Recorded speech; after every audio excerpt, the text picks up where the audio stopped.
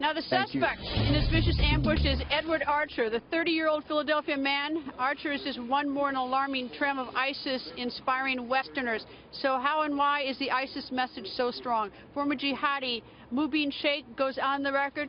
Mubin, good evening, and I don't know if this man is crazy and inspired by ISIS or inspired by ISIS for religious fervor. I don't know what it is, but without any doubt, he said, at least the police are reporting that he says ISIS that is the reason. Your thoughts?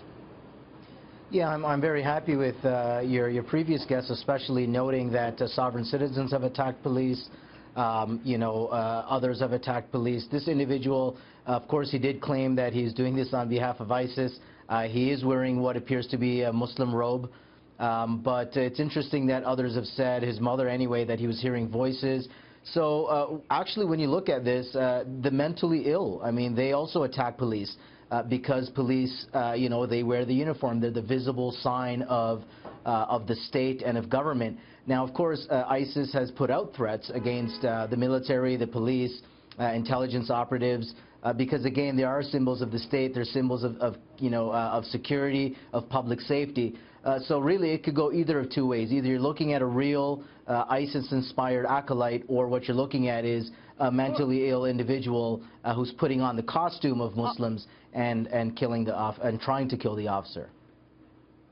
Well, the effect, unfortunately, is the same as a shooting. I guess, though, that one of the way to look at it is that ISIS it also preys on the very fragile mentally, which is just as dangerous. I don't know if this guy is hearing voices and suddenly decides that he's doing something named of ISIS. It has, unfortunately, the same effect. It has a shooting of a cop. That's the problem.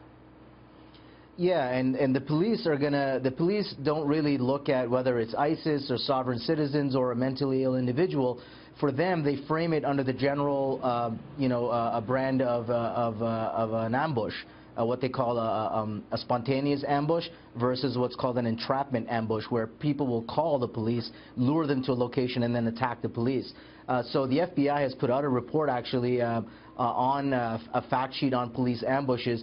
And in fact, the officer who both returned fire was wearing body armor. Those are two protective factors.